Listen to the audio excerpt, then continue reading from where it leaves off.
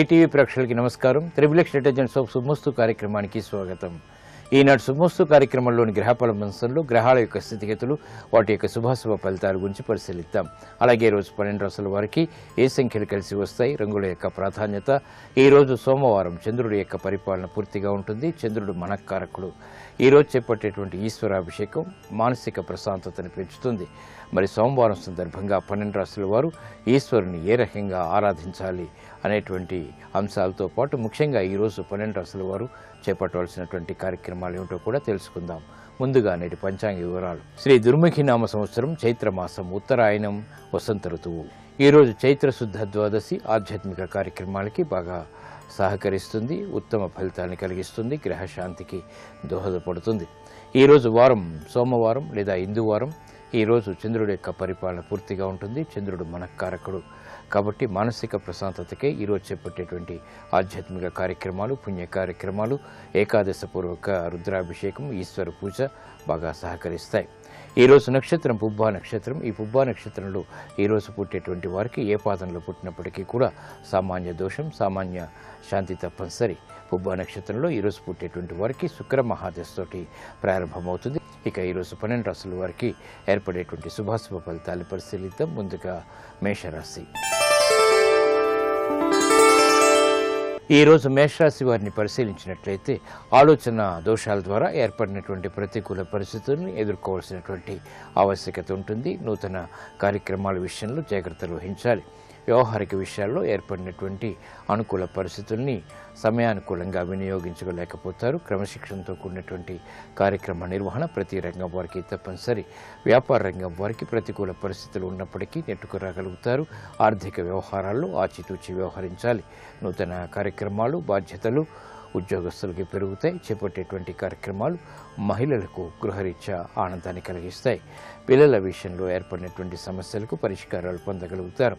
ఆర్థిక సమస్యల పరిష్కారాలకే చేపట్టేటువంటి ప్రక్రియలు సాఫ్ట్వేర్ రంగం వారికి కలిసి వస్తాయి. వైద్య వృత్తి వారు జాగ్రత్తతో కూడినటువంటి నిర్ణయాల ద్వారా మాత్రమే రాణించగలుగుతారు. క్రమశిక్షణతో కూడినటువంటి కార్యక్రమాలు వ్యవసాయ రంగం వారికి తప్పనిసరి. చేదు అనుభవాల ద్వారా ఏర్పడినటువంటి ప్రతికూల పరిస్థితుల్ని జీర్ణించుకోలేకపోతారు. ఈ రోజు మీ అదృష్ట సంఖ్య 2. తెలుపు వర్ణం ప్రశాంతతను పెంచుతుంది. సోమవారం సందర్భంగా ఈరోజు మేషరాశి వారు ఈశ్వరుని ఎర్రగన్నేరు పూలతో పూజించడం ద్వారా ప్రమాదాలు దూరమవుతాయి. అష్టమ శని కుజుల ద్వారా ఏర్పడేటువంటి ప్రతికూలత తగ్గుతుంది. వ్యాపార ఒప్పందాలు ఈరోజు మీకు ఊరట కలిగిస్తాయి.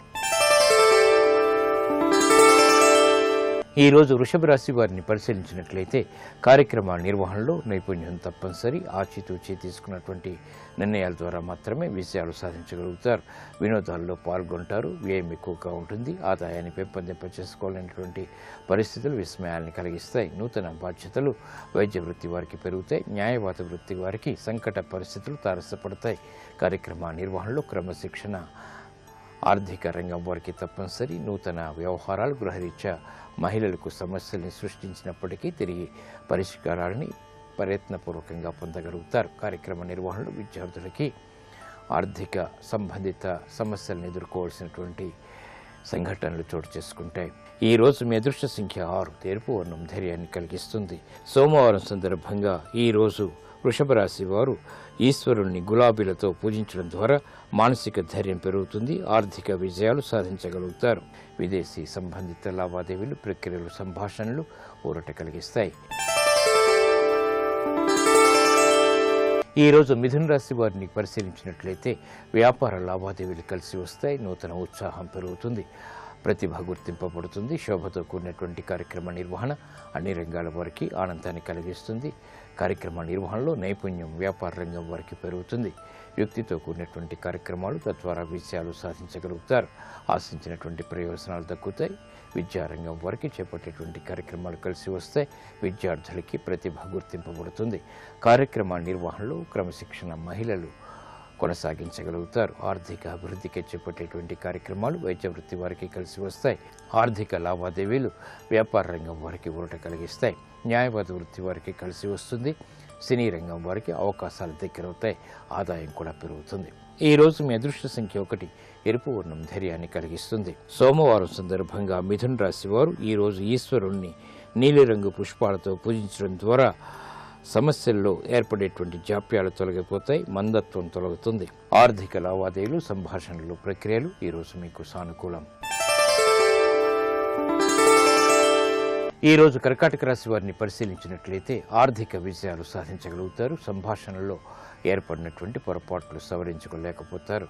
తద్వారా సమస్యలు ఎదురవుతాయి. నూతన బాధ్యతలు వ్యాపార రంగం వారికి పెరుగుతాయి. పారిశ్రామిక రంగం వారికి పోటీని తట్టుకోలేనటువంటి పరిస్థితులు ఉన్నప్పటికీ ఆర్థిక విషయాల్లో క్రమశిక్షణతో కూడినటువంటి నిర్ణయాల ద్వారా రాణించగలుగుతారు. ఆర్థిక సంబంధిత లావాదేవీలు గృహిణులకు ఆనందాన్ని కలిగిస్తాయి.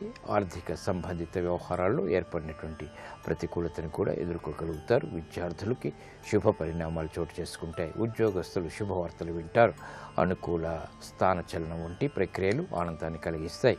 కార్యక్రమాల నిర్వహణలో నైపుణ్యాన్ని వైద్య వృత్తి వారు ప్రదర్శించగలుగుతారు. ఈ రోజు మీ అదృష్ట సంఖ్య 6. తెలుపు వర్ణం ప్రశాంతతను పెంచుతుంది. సోమవారం సందర్భంగా ఈరోజు కర్కాటక రాశి వారు ఈశ్వరుణ్ణి మల్లె పువ్వులతో పూజించడం ద్వారా ప్రశాంత వాతావరణం పెంపొందింపచేసుకోగలుగుతారు.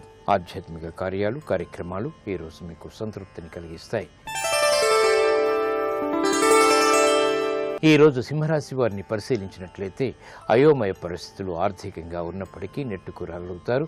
శత్రు భీతి పెరుగుతుంది. కోర్టు సంబంధిత వ్యవహారాల్లో జాగ్రత్తలు పాటించాలి. అయోమయ పరిస్థితుల్ని వెంటనే పరిష్కరించుకోలేకపోతారు. కార్యక్రమ నిర్వహణలో నైపుణ్యం తప్పనిసరి. ఆర్థిక సంబంధిత లావాదేవీల విషయంలో వ్యాపార రంగం వారికి తత్తరపాటు సంఘటనలు కొనసాగుతాయి. కార్యక్రమ నిర్వహణలో నైపుణ్యం వైద్య వృత్తి వారికి లోపిస్తుంది. తద్వారా సమస్యలని ఎదుర్కోవాల్సినటువంటి సంఘటనలు చోటు చేసుకుంటాయి.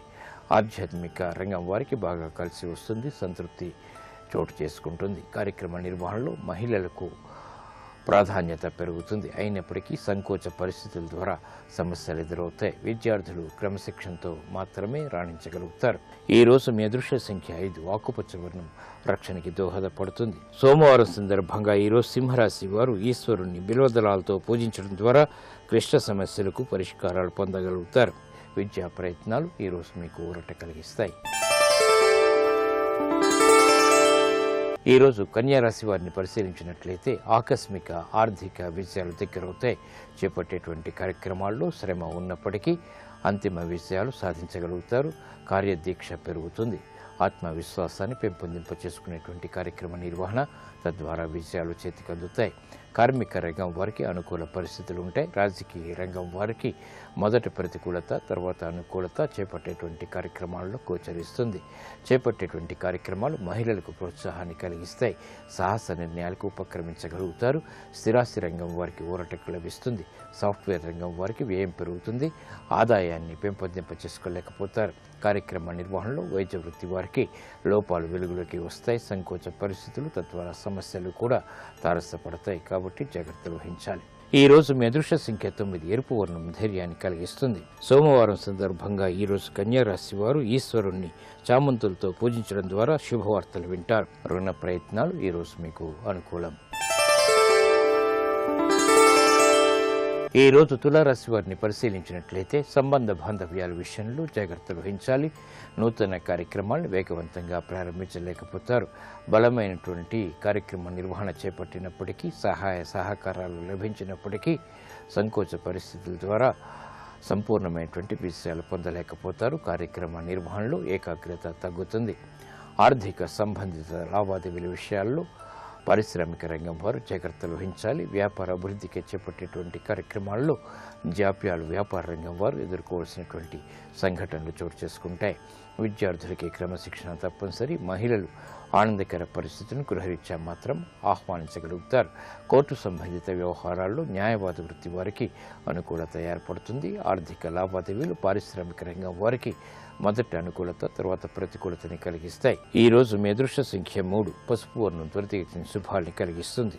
సోమవారం సందర్భంగా ఈరోజు తులారాశి వారు ఈశ్వరుణ్ణి విభూతితో కలిపినటువంటి జలంతో అభిషేకించడం ద్వారా ఆనందకర వాతావరణం పెంపొందింపచేసుకోగలుగుతారు. సమస్యలకు పరిష్కారాలు లభిస్తాయి. వ్యాపార ఒప్పందాలు ఈరోజు మీకు ఊరట కలిగిస్తాయి.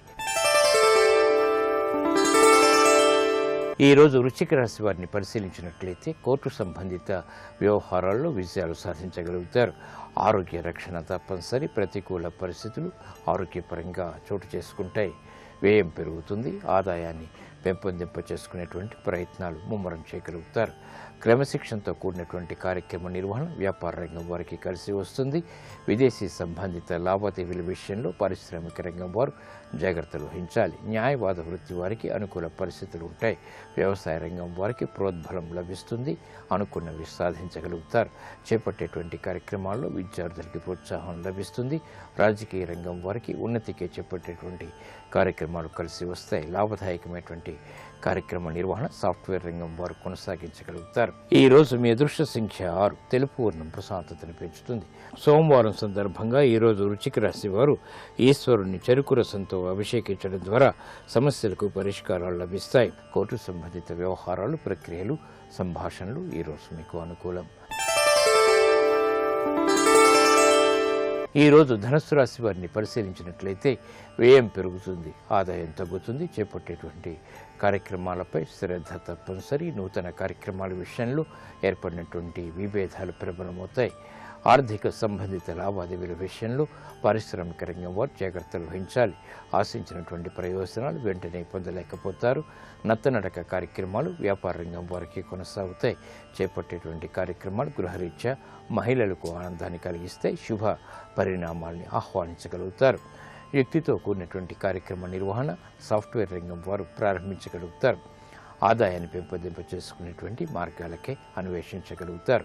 క్రమశిక్షణ విద్యార్థులకి తప్పనిసరి. ఈ రోజు మీ అదృష్ట సంఖ్య 3. పసుపు వర్ణం త్వరితగతిన శుభాలను కలిగిస్తుంది. సోమవారం సందర్భంగా ధనుస్సు రాశి వారు ఈ రోజు ఈశ్వరుణ్ణి తేనెతో అభిషేకించడం ద్వారా తీయని వార్తలు వింటారు. విద్యా ప్రయత్నాలు ఈ రోజు మీకు అనుకూలం. ఈ రోజు మకర రాశి వారిని పరిశీలించినట్లయితే ప్రయాణాల ద్వారా ప్రయోజనాలు సాధించగలుగుతారు. ఆలోచన సంపత్తి పెరుగుతుంది. నూతన కార్యక్రమాల విషయంలో ఏర్పడినటువంటి ప్రతికూలతని సమస్యలకు పరిష్కారాలు పొందగలుగుతారు. కార్యక్రమాలని వేగవంతంగా ప్రారంభించేటువంటి ప్రక్రియలు ప్రారంభించగలుగుతారు. ఆర్థిక సంబంధిత లావాదేవీలు పారిశ్రామిక రంగం వారికి ఊరట కలిగిస్తాయి.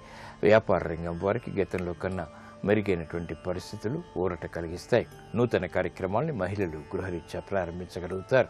పిల్లల విషయంలో ఏర్పడినటువంటి అశ్రద్ధకి సమస్యలకు పరిష్కారాలు పొందగలుగుతారు. వ్యవహారాల్లో చుక్కెదురు పరిస్థితులను సాఫ్ట్వేర్ రంగం వారు పరిష్కరించుకోగలుగుతారు. చేపట్టేటువంటి కార్యక్రమాలు వ్యవసాయ రంగం వారికి ఊరట కలిగిస్తాయి.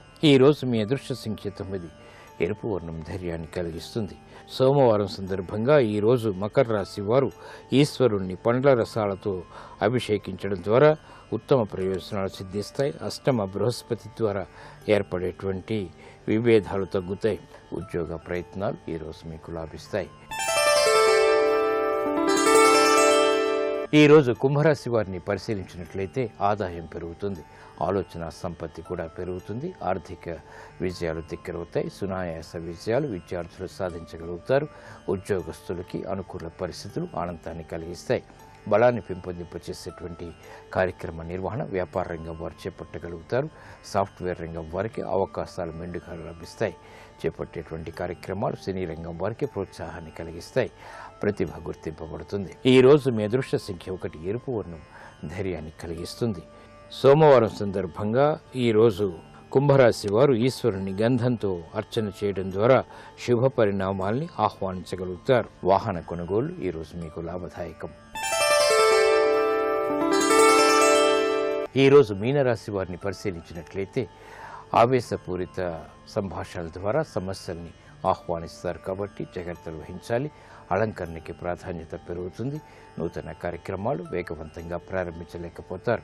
పారిశ్రామిక రంగం వారికి అనుకూల పరిస్థితులు ఉంటాయి. అయినప్పటికీ ఆర్థిక విజయాలకి చేపట్టేటువంటి కార్యక్రమాల్లో అనిశ్చితి కొనసాగుతుంది. సినీ రంగం వారికి బాగా కలిసి వస్తుంది. ఉత్సాహపూరిత వాతావరణం, తద్వారా విజయాలు చేతికందుతాయి. విద్యార్థులకి గట్టి కృషి తప్పనిసరి. నూతన కార్యక్రమాలు మహిళలు ప్రారంభించగలుగుతారు.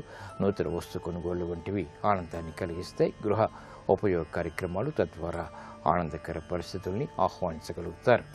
న్యాయవాద వృత్తి వారికి ఆశించినటువంటి ప్రయోజనాలు దక్కుతాయి. వృత్తిలో ఏర్పడినటువంటి ప్రతికూలతని దూరం చేసుకోగలుగుతారు. సాఫ్ట్వేర్ రంగం వారికి అనుకూల పరిస్థితులు ప్రయత్నపూర్వకంగా లభిస్తాయి. ఈ రోజు మీ అదృష్ట సంఖ్య 2. తెలుపు వర్ణం ప్రశాంతతను పెంచుతుంది. సోమవారం సందర్భంగా ఈరోజు మీనరాశి వారు ఈశ్వరుణ్ణి ఆవు పాలతో అభిషేకించడం ద్వారా శత్రు భీతి తగ్గుతుంది. వ్యవహారాల్లో కార్యసిద్ధి ఏర్పడుతుంది. ఆర్థిక లావాదేవీలు, సంభాషణలు, ప్రక్రియలు ఈరోజు మీకు ఊరట కలిగిస్తాయి.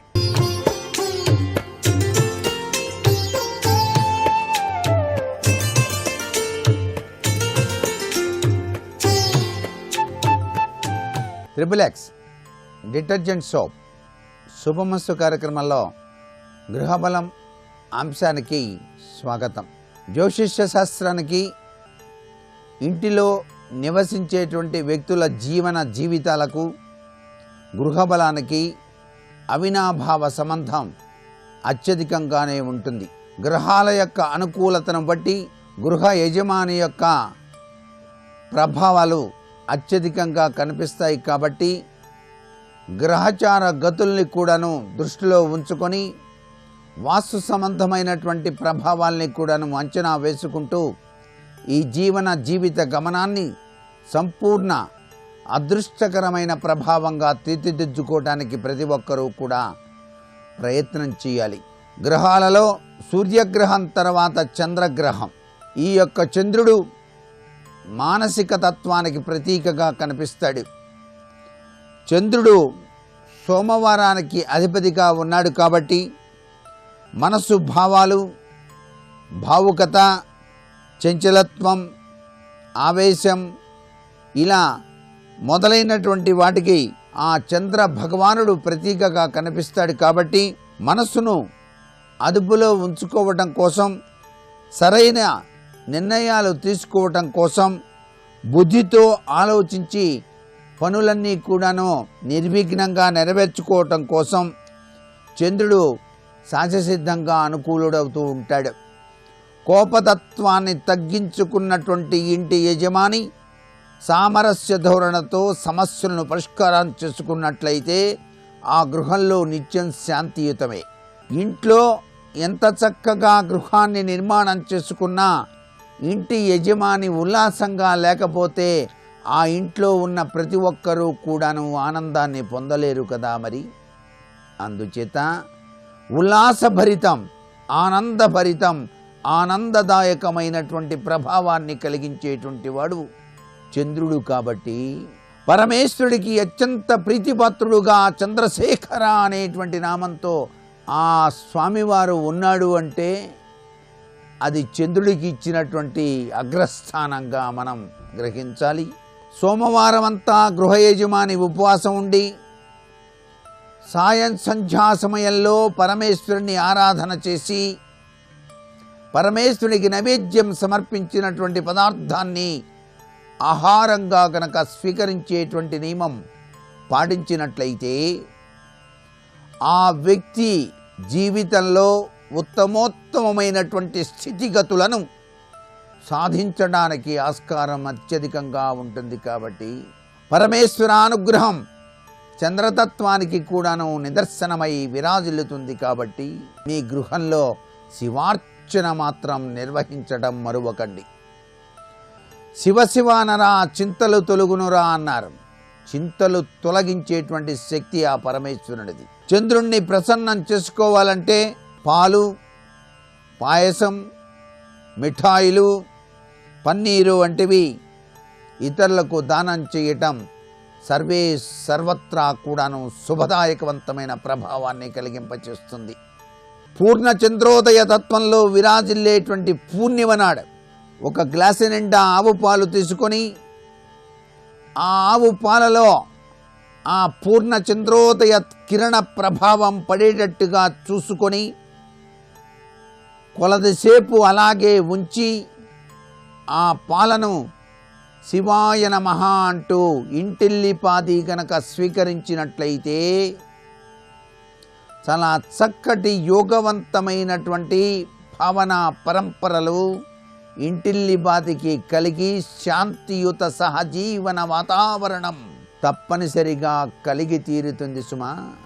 4 పిడికెళ్ళ బియ్యం కానీ, పటిక బెల్లం కానీ తెల్లని వస్త్రంలో మూటగట్టి 4 సోమవారాలు గనక జల ప్రవాహంలో గనక వదిలివేసినట్లయితే గృహంలో చంద్రతత్వ ప్రభావ లక్షణాలు తక్కువగా ఉన్నటువంటి ప్రతి వారికి కూడాను చక్కటి యోగవంతమైన సత్ఫలితం కలిగి తీరుతుంది సుమా. వెండితో గుండ్రటి గోళీ చేయించుకొని దానిని మీ వద్ద ఉంచుకుంటే చంద్రతత్వం మీ మనస్సుకు హాయిని, చక్కటి ఆలోచన సరళిని ప్రసాదిస్తుంది. సోమవారం తప్పనిసరిగా వీలైనప్పుడు వెండి ముక్కలు 2 ప్రవహించేటువంటి నీటిలో వదలటం కానీ, లేక తెల్లటి వస్త్రాన్ని దానం చేయటం కానీ ఆచరించినట్లయితే మానసిక శాంతి గృహ యజమానికి తప్పనిసరిగా లభ్యపడి తీరుతుంది. చంద్రుడికి ఇష్టమైనటువంటి ముత్యాలు, ఈ ముత్యాలు కలిపినటువంటి అక్షతలు మీరు ఏదైనా దేవాలయంలో కళ్యాణం జరిగేటప్పుడు స్వామివారికి గనక సమర్పించినట్లయితే చాలా చక్కటి యోగవంతమైన చంద్రతత్వ ప్రభావంతో పాటుగా అదృష్టకరమైనటువంటి కళ్యాణతత్వం మీ గృహంలోని అందరికీ కూడాను లభ్యపడి తీరుతుంది సుమా.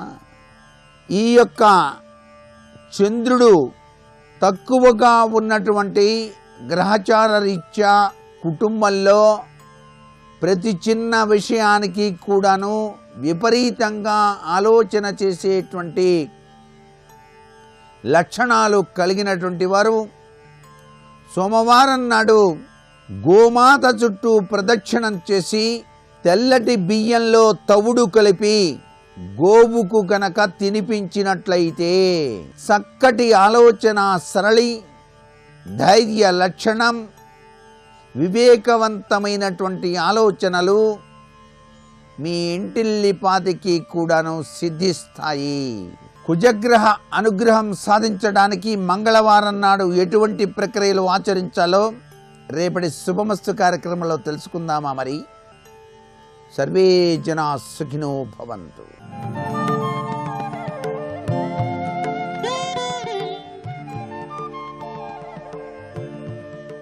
శ్రీరాఘవం దశరథాత్మజమప్రమేయం సీతాపతిం రఘుకులాన్వయరత్నదీపం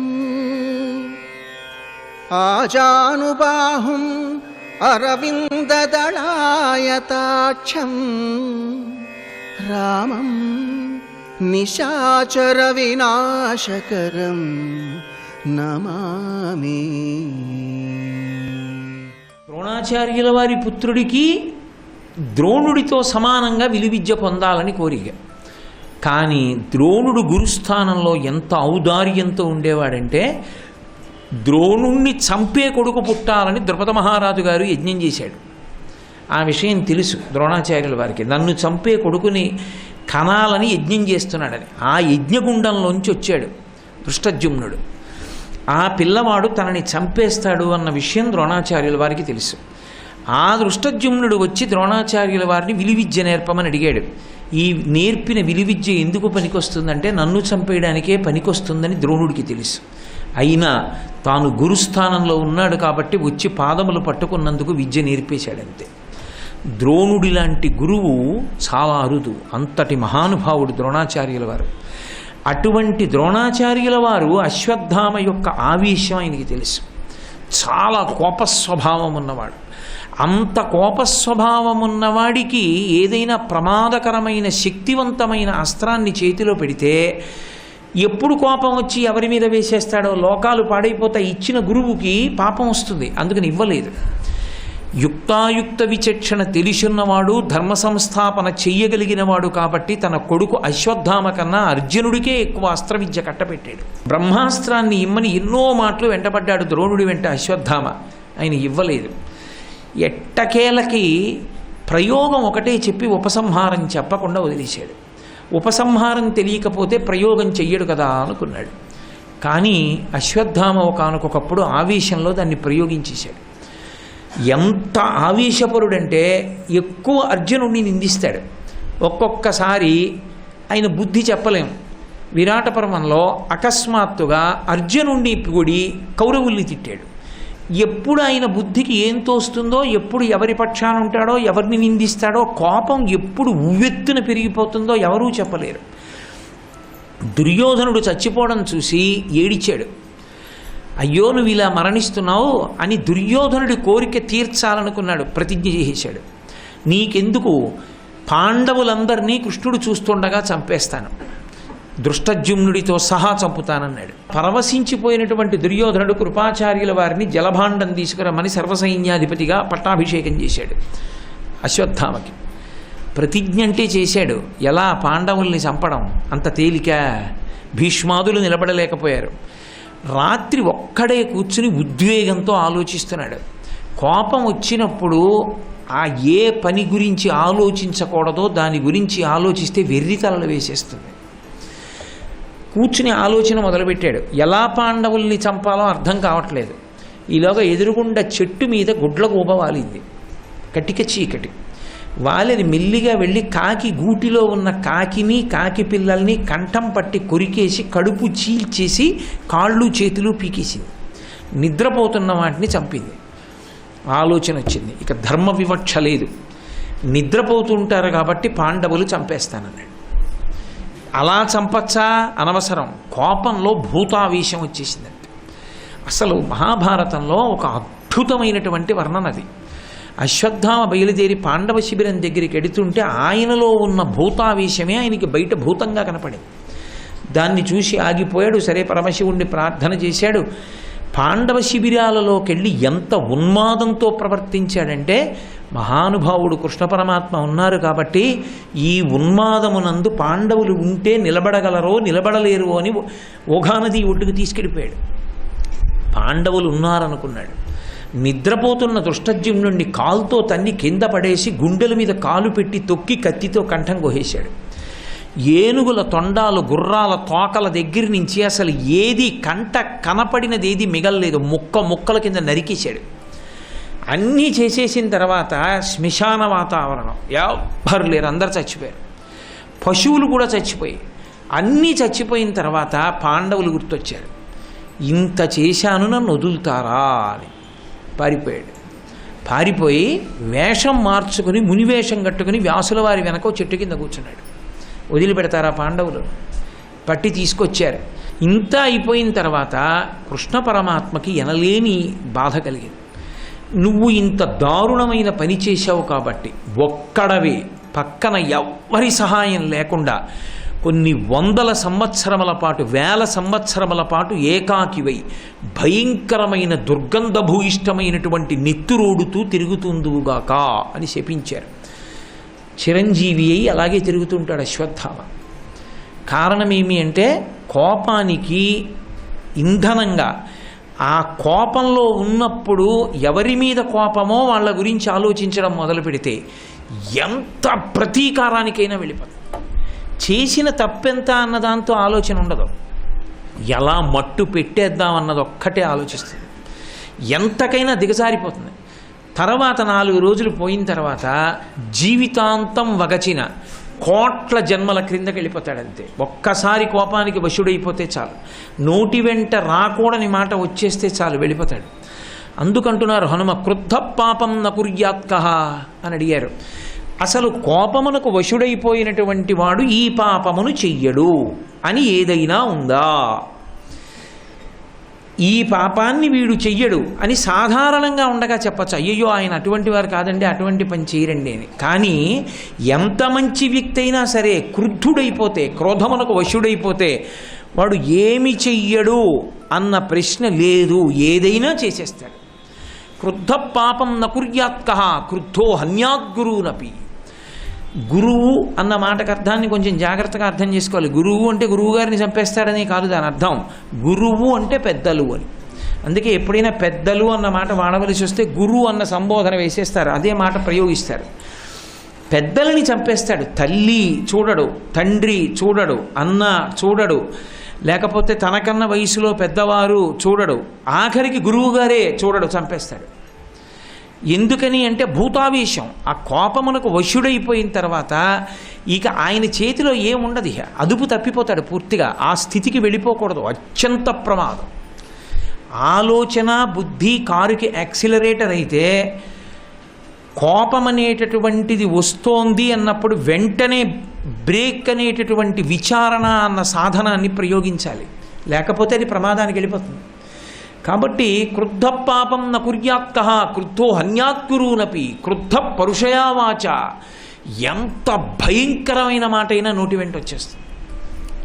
నేను అసలు ఇటువంటి మాట అనొచ్చా, ఇలా అనొచ్చా అమ్మని, ఇలా అనొచ్చా నాన్నగారిని, ఇలా అనొచ్చా అన్నయ్యని, ఇలా అనొచ్చా గురువుగారిని, ఇలా అనొచ్చా పెద్దవారిని, అసలు అలా ఆలోచించడానికి అది స్థిమితంగా ఉంటే కదూ, అది ఉన్మాదాన్ని పొందేసింది. అసలు ఆపలేరు. మీరు చూడండి, ఎంత బక్కగా ఉండనివ్వండి, ఆ కోపం వచ్చేసి ఆవేశంలో ఉన్నవాడిని 10 మంది పట్టుకొనివ్వండి, ఊగిపోయి దూకేస్తుంటాడు అంతే. కాబట్టి క్రుద్ధ పరుషయావాచ, అసలు అన్నిటికన్నా కట్టి కుడిపేసేది అదే. ఒక్క మాట ధూర్తతనంతో పెద్దల జోలికి పోయి అంటే కట్టి కుడిపేస్తుంది ఆ పాపం. జాతకంలో కూడా దొరకదు, ఎందుకని భవిస్తున్నాడో కూడా ఎవరికి అర్థం కాదు.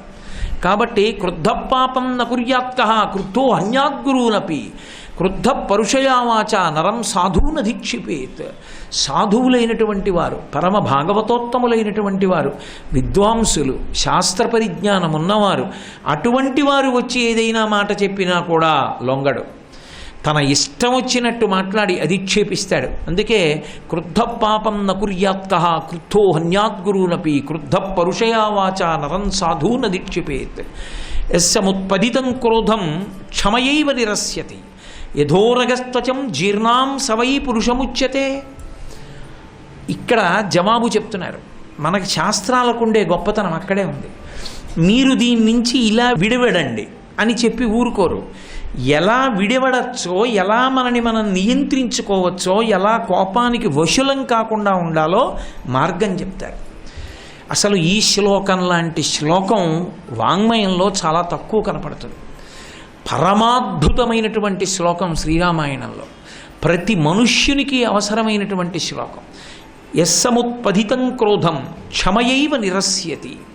పెరుగుతున్న కోపానికి విరుగుడేది ఓర్పు ఒక్కటే.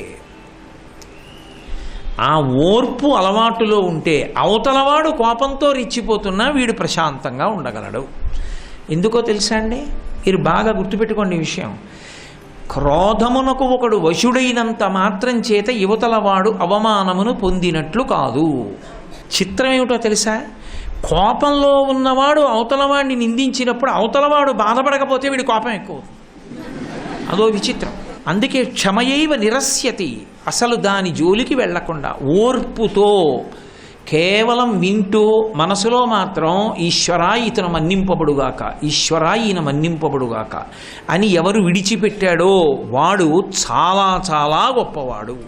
వాడు ఎంత గొప్పవాడు అంటే వచ్చిన కోపాన్ని ఓర్పు చేత పైకి రాకుండా తొక్కేశాడు కిందకి. అది ఎటువంటిది అంటే యథోరగస్త్వజం జీర్ణాం సవై పురుషముచ్యతే. పాముకి కుబుసం ఎక్కడ పుడుతుంది? తనలోనే పుడుతుంది. పాము కుబుసం బయట ఎక్కడ నుంచో తెచ్చి అంటించుకోదు. కుబుసం దాని ఒంట్లోనే పుడుతుంది. దానిలాగే ఉంటుంది ఆ కుబుసం. కానీ ఆ కుబుసం కానీ పాముకుందా, దానికి కళ్ళు కనపడవు. చాలా ఇబ్బందిలోకి వెళుతుంది పాము. అందుకే ఇది ఏం చేస్తుందంటే ఒళ్ళంతా కుబుసం పట్టింది అని తెలుసుకోగానే ఏదైనా ఒక గరుకైన దాని మీద ఒళ్ళు రుద్దుతుంది. రుద్దితే ఆ గరుకైన దానికి తగిలి మొత్తం పాము రూపాన్ని పొంది ఉన్న ఆ పొర కింద వదిలేస్తుంది. అందుకే చూడండి, పాములు తిరిగే చోట కుబుసాలు వేలాడుతుంటాయి చెట్లకి. పాము మీద చుక్కలు ఎలా ఉంటాయో దాని మీద చుక్కలు కూడా అలాగే ఉంటాయి. ఇది నాలా ఉంది, నా ఒంట్లో పుట్టింది, చక్కగా నాకు అతుక్కునుంది కదా అని పాము ఉంచుకోదు, వదిలేస్తుంది. తనలో పుట్టిన కుబుసాన్ని పాము తానే ఎలా వదిలేస్తుందో తనలోంచి వచ్చిన కోపాన్ని తాను అలా వదలగలగాలి. యథోరగస్తచం జీర్ణాం సవై పురుషముచ్యతే. అసలు నిజానికి మనుష్యుడన్నవాడెవరు అంటే అదిగో ఆ ప్రయత్నం చేసిన వాడెవరో వాడు మనుష్యుడు. అసలు ఆ ప్రయత్నమే లేకుండా కోపం అన్నదాన్ని పరిశీలనమే చెయ్యకుండా కోపం వస్తే వశుడైపోయి కోపం రాకపోతే మామూలుగా ఉన్నవాడు మనుష్యుడు కాడు. కోపము రావాలి, వచ్చినప్పుడు పరిశీలించి దానికి దూరంగా ఉండడం ఎలా ఉంచాలో, అత్యంత ప్రమాదకరమైనది ఆవహిస్తోందని దాన్ని తొక్కేయాలి కిందకి. యథోరగస్తచం జీర్ణాం సవై పురుషముచ్యతే. అందున మనుష్య జన్మ ఎందుండేటటువంటి పెద్ద ప్రమాదం అంతా ఎక్కడుంటుంది అంటే, అన్ని పునర్జన్మలకి కారణమేవి అంటే ప్రధానంగా ఈ రెండే, కామక్రోధములే. మనుష్య జన్మ ఎందుండేటటువంటి పెద్ద ప్రమాదం అంతా ఎక్కడుంటుంది అంటే, అన్ని పునర్జన్మలకి కారణమేవి అంటే ప్రధానంగా ఈ రెండే, కామక్రోధములే. దాని తమాషా మాడిపోన మనసు మాత్రం సంకల్ప వికల్పముల నాపదు. అది ఎప్పుడు కామం ఏదో కోరిక, పక్కన క్రోధం, కామం క్రోధం, కామం క్రోధం. విషయాన్ని పరిశీలించడం దోషం కాదు. ఇప్పుడు కుటుంబంలో ఉన్న తర్వాత కుటుంబంలో ఇది ఇలా ఉంది, అది అలా ఉంది, ఇది ఎలా జరుగుతుంది, అలా జరుగుతుందని పరిశీలించడం తప్పు కాదు. పరిశీలించిన విషయాన్ని పరిశీలన వరకు పరిమితం చెయ్యాలి, కానీ తాదాత్మ్యత పొంది కోపానికి కారణం చేసుకోకూడదు. అది గొప్ప విషయం. ఏదో సమస్య వచ్చింది, ఆ సమస్యకి ఎవరో కారణం అనిపించింది. అప్పుడు ఆ సమస్యకి కారణం ఎందుకు వచ్చింది, వాళ్ళ జీవన విధానం ఎందుకు అలా తయారైపోయింది, దానివలన అలా ఎందుకు ఇబ్బంది కలుగుతూ ఉంటుంది, దానివలన యువతల వాళ్ళు ఎందుకు క్లేశపడుతూ ఉంటారు, దాన్ని పరిశీలించడం తప్పు కాదు. కానీ పరిశీలించి దాన్ని నువ్వు క్రోధాన్ని పొందడానికి ఒక కారణంగా మార్చుకోకూడదు.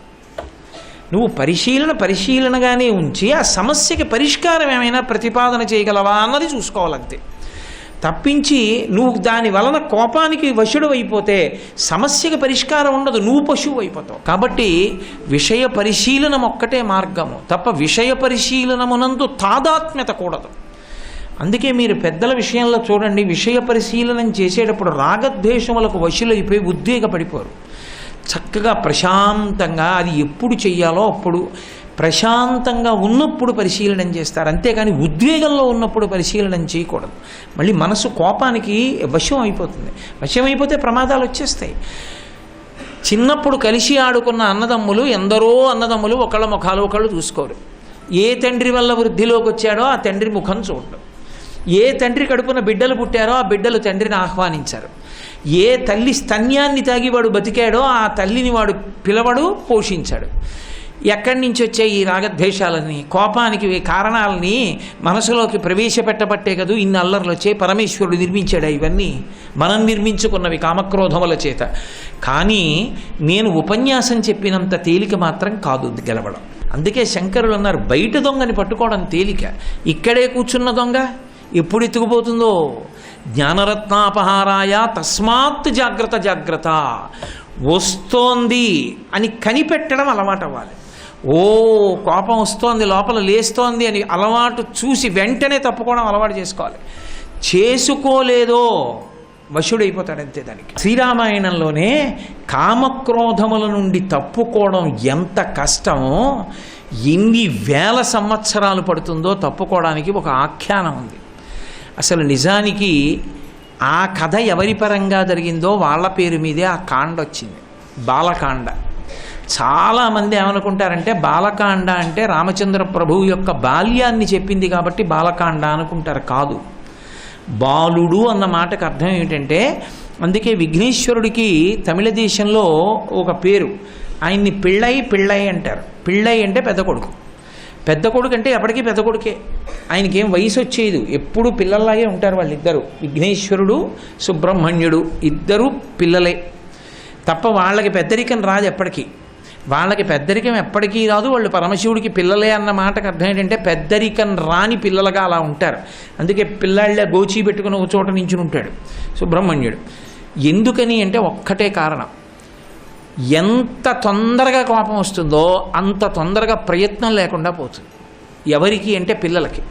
వచ్చిన కోపానికి సంబంధించిన మరక మనసు మీద ఉండదు వాళ్ళకి. నాన్నగారండి ఇంకో కాజా పెట్టండి అంటాడు. ఇన్ని తినకూడదు ఒక్క రోజున, నీకు కడుపులో నొప్పి వస్తుంది, రేపు ఇస్తాను మళ్ళీ ఇంకో కాజాలు తినేస్తావు, మంచినీళ్ళు తాగేస్తావు, అక్కడి నుంచి కడుపులో తిప్పుతుందంట. ఒకటే అంటాడు తండ్రి. తండ్రిరా, అయ్యో మనకి తెచ్చినవాడు ఆయనే అని ఉండదు వాడికి. ఒక్క కాజా పెట్టమంటే పెట్టవు అని ఒక్క దెబ్బ కొడతాడు. నోరు మొయ్యి అంటాడు తండ్రి. వెళ్ళి అక్కడ ఏడుస్తూ కూర్చుంటాడు. ఒక్క 10 నిమిషాలు అవదు, రే బయట పార్క్లోకి వెళ్తాను నువ్వు వస్తాయంటే అంటే వచ్చేస్తున్నాను నాన్నగారండి, నేను పరిగెత్తుకు వచ్చేస్తాను. రేపు వాడిని అడిగారు అనుకోండి, మళ్ళీ కాజా పెట్టేటప్పుడు ఎరా నిన్న నువ్వు తిట్టావు, అసలు వాడి మనసు మీద మరక ఉండదు. పెద్దరికంలో వచ్చేటటువంటి ఇబ్బంది ఏమిటంటే అన్నీ గుర్తుంటాయి. అవి 1963లో ఈయనేనండి నన్ను ఇబ్బంది పెట్టాడంటాడు. సంవత్సరం తారీఖుతో సహా గుర్తుంటుంది పెద్దరికం వస్తే. ఎన్ని గుర్తుండవు పిల్లలతనంలో. అందుకే సుబ్రహ్మణ్యుడు వినాయకుడు పిల్లలుగా ఉంటారు కాబట్టి వాళ్ళని పట్టుకోవడం తేలిక. మన గురించి వాళ్ళకి గుర్తుండదు. గుర్తుండదని వాళ్ళకి జ్ఞాపక శక్తి లేక కాదు, వదిలేస్తారు. పోన్లేరా వాళ్ళు పిల్లలు మన్ని పిల్లలుగానే చూస్తారు, అనుగ్రహిస్తారు. అందుకే తొందరగా అనుగ్రహించే దైవతములు. అందుకే శాస్త్రం వాళ్ళకి రూపం కూడా ఇవ్వలేదు. పసుపింత ముద్ద చేసి పూజ చేసే వచ్చేస్తాడు. అంత తొందరగా అనుగ్రహించేవాడిని తొందరగా వచ్చేట్టు పెట్టాలి తప్ప ఏదో చాలా నువ్వు చేస్తే తప్ప రాడండి అంటే ఉపయోగం ఏమిటి? అందుకే శాస్త్రం కూడా అంత తేలిగ్గా వచ్చే అవకాశాన్ని ఇస్తుంది. బాలకాండ అంటే బాలురు అన్న మాటకు అర్థం ఏమిటో ఇప్పుడు నేను మీతో చెప్పా. హృదయమునందు ఏ విధమైనటువంటి కామక్రోధ స్పర్శ లేనివారు. ఇక వారి మనసు ఓ కోరిక పుట్టడం, అతి తీరినా తీరకపోయినా ఒక్కలాగే ఉంటాడు తప్ప తీరిందని సంతోషపడిపోడు, తీరలేదని ఆవేశపడిపోడు. చిత్రం ఏమిటంటే అసలు కోరిక తీరినప్పుడు మనుష్యుడు ఎక్కువ శక్తిని కోల్పోతాడు. తీరనప్పుడు కన్నా, తీరక కోప్పడినప్పుడు కన్నా తీరినప్పుడు ఎక్కువ శక్తిని కోల్పోతాడు. అంటే తృప్తి కలిగిందనుకోండి, నాకు కోరిక తీరప్పుడు నేను ఎక్కువ శక్తిని కోల్పోతాను. కోరిక పుట్టి అది తీరినా తీరకపోయినా ఒకలాగే ఉన్నాడు అనుకోండి, అప్పుడు ఇక ఆయన కదలడానికి అవకాశం ఏముంది నాకు చెప్పండి? మనసు కదులుతుంది ఆయన? అది కదలదు. ఎందుకంటే కోరిక ఏదో ధర్మబద్ధమైన ఓ కోరిక, అది తీరింది ఈశ్వరానుగ్రహం, తీరలేదు ఈశ్వరానుగ్రహం. ఇంకా తన మనసు ఎందుకు కదులుతుంది? కదలదు. వాడు బాలుడు. బాలుడు ఎప్పుడూ పెద్దల మీద ఆధారపడినట్టు పరిణితి కలిగినటువంటి వ్యక్తి, భక్తుడు పరమేశ్వరుడి మీద ఆధారపడి జరిగినా జరగకపోయినా ఈశ్వరుడికి ఆపాదించి వదిలేస్తాడు. అదిగో ఆ స్థాయికి వెళ్ళిపోయిన వాడు విశ్వామిత్రుడు. విశ్వామిత్రుడు బాలుడు. విశ్వామిత్రుడి కథ చెప్పింది కాబట్టి బాలకాండ తప్ప రాముడి బాల్యం చెప్పింది కాబట్టి బాలకాండ కాదు రామాయణం. విశ్వామిత్ర కథ వలన బాలకాండ. విశ్వామిత్ర కథ ఎక్కడ చెప్పారు? రామాయణం బాలకాండలో మొదట చెప్పలేదు, చిట్ట చివర సీతా కళ్యాణానికి ముందు శతానందుల వారు చెప్పారు.